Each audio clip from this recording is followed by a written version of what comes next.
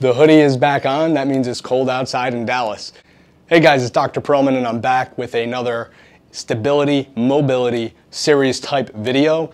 A lot of my videos moving forward are really going to be geared towards chronic pain, how to prevent injury. We're going to be moving forward from here with a lot of the videos in this stability, mobility series because that's what this is all about.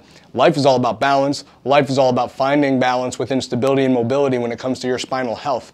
And that means too much mobility, too much motion, instability. That means things are susceptible to sprains and strains and those types of micro tear injuries that can actually be quite damaging over time. And then too much stability, you know, you're like a T-Rex, can't move those arms, can't move your spine, can't bend down to reach, can't bend and reach, can't turn, can't do yard work, can't play with your kids, can't deadlift. I mean, whatever it is, the list goes on, but that's why we want to make sure that we have that balance of stability and mobility.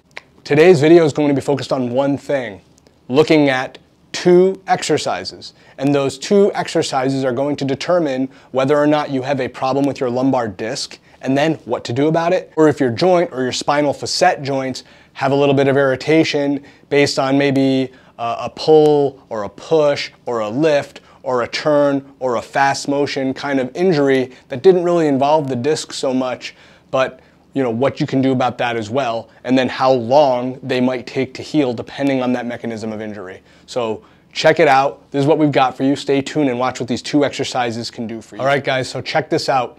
The first exercise we're gonna do is called the cat-cow, or angry cat, or cat-camel. I think cat-cow is the best description, but you'll watch what we do and what we're trying to invoke.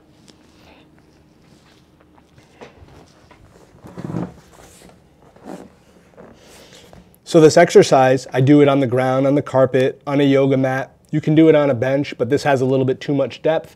I'm just doing it to save my knees here and not get hurt. And you know, Axel probably make a little bit of noise and want to get involved, but here he comes. Dr. Axel, why don't you sit down? All right, so here's what we do. We have our knees back far enough that we can actually drop our stomach down. The first part of this exercise is going to be drawing your stomach in and rounding your thoracic spine. Before you end up dropping it back down here, just think of when you're pulling your abdominals in, when you're pulling them and drawing in your stomach, the objective is to think of a spike pointing in the ground, like a circus type of performer. There's a spike coming into your abdomen and your belly button. So you want to pull it away. So the way you would do this is you would draw your stomach in. You don't have to exaggerate or emphasize the thoracic motion.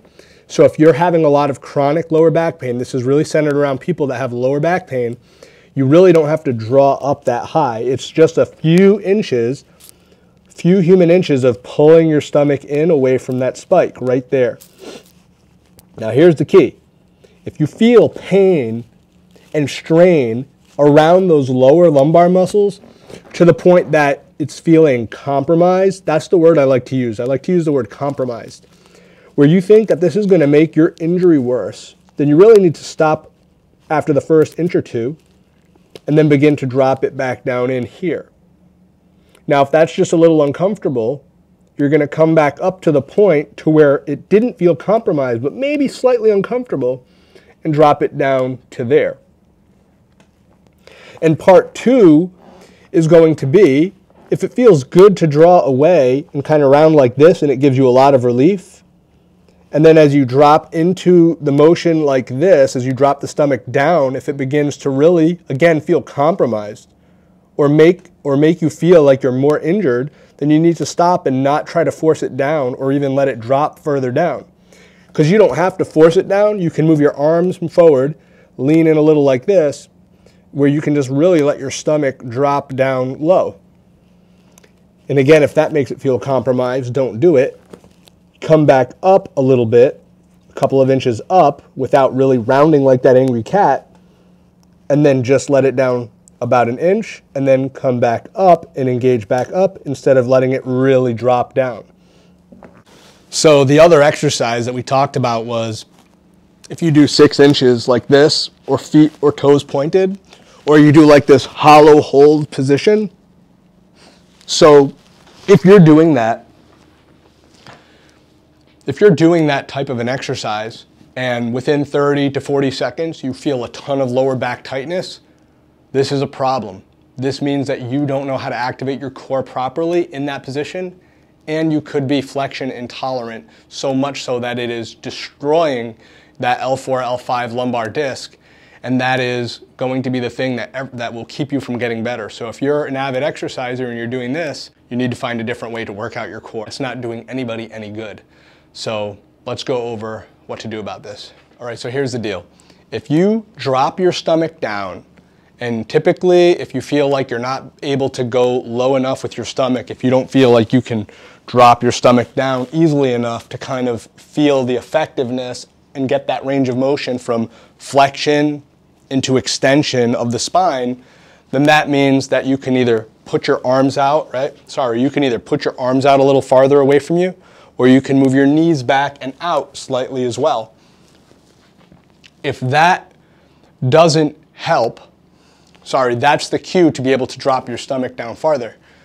Now, if you drop your stomach down and it feels compromised or exacerbates the symptoms, meaning the symptoms are worse, if you feel like it's making your injury or your pain worse to drop the stomach down, then it's very likely that you have a joint irritated problem, and that a chiropractic adjustment would be very effective. If it's that kind of an injury to the facet or the lumbar joints, it's usually only a couple of adjustments to really correct the irritated, let's just think of it as an irritated joint.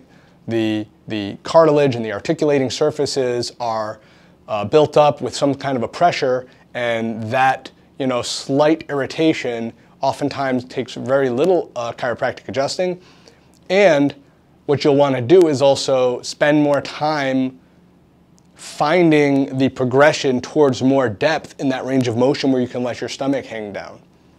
But typically the adjustment is going to be the best thing for that type of an injury. Second, if we did the rounding, so we flex like the first thing, that angry cat position where you kind of flexed or rounded the stomach out, if that made you feel like your injury was getting worse or exacerbated the injury, then likely the lumbar disc is involved, because the lumbar disc has fibers in it called annular fibers, and when they stretch too far, almost always it's going to be in flexion because of a flexion. It's because it's a bending and turning type of an injury with or without a load, okay? Those things happen and those disc fibers get torn. They're called fissures. When you go into that rounding position, it's going to be very irritating. You're going to feel compromised. That is when you're going to have to stop trying to round so much and just come up a little bit before you drop back down. Come up a little bit more before you drop back down. But we're talking very small amounts of millimeters to centimeters. They're progressively growing bigger and bigger in terms of the range of motion. You want to create the mobility to be able to round. Now, here's the thing. You can definitely go and get adjusted, and it's going to help that type of an injury immensely. But you're going to have to put the work in outside of just the adjustment. You're going to have to begin to increase your range of motion, whether it's passive or active, meaning somebody's assisting you or you're doing it yourself, to be able to get the functional movement necessary back into that flexion tolerated position. And I mean, that's literally everything from sitting down for a long period of time, slouching a little bit, maybe if you're watching a movie at home on the couch, or even using the toilet to go number 2. These are the things that can be unbelievably debilitated, and you know if you've had a herniated disc or a bad disc injury. And sometimes they take forever, it feels like forever to recover from, and that's because it really is very involved. It's very specific towards the type of injury you have. You cannot just go and get that adjusted at the chiropractor. You need to know, you have to go to a chiropractor, or you've got to hope you go to a chiropractor that knows how to adjust those types of disc situations without making the annular fibers or the tears in the disc worse. And then you have to be able to get through the ranges of motion slowly and progress, because you're not going to just go into doing a full, rehab protocol that's going to test your, body in every direction from there. One of the other exercises that we looked at was going to be something called 6 inches. And what that is a sort of this hollow hold or a hollow body position.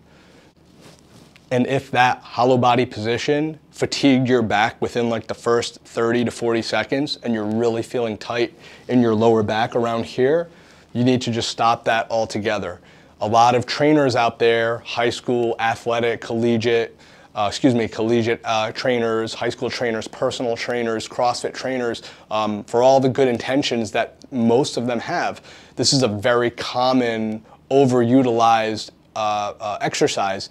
And for a lot of people out there that don't know how to control their core and actually offload their lower back to be able to isolate only their core and their deep intrinsic muscles, along with glutes, hamstrings, quads, then really they're up shit's creek without a paddle, and you're just doing so much damage to yourself. So you need to stop doing that exercise. You need to be your own advocate. If you're in a group and they're demanding that exercise, don't try to be the tough person. Just don't do that exercise. And go see your chiropractor, get your lower back adjusted, do your exercises, stability, mobility. I've got video upon video upon video of ways you can help out, work the muscles and the disc levels with stability and mobility. Sometimes you're going to need that adjustment, but oftentimes you're going to need that adjustment, but there are ways to do various other things to feel better. But most definitely you've got to stop putting yourself, or your body in particular, in the position to make these injuries worse.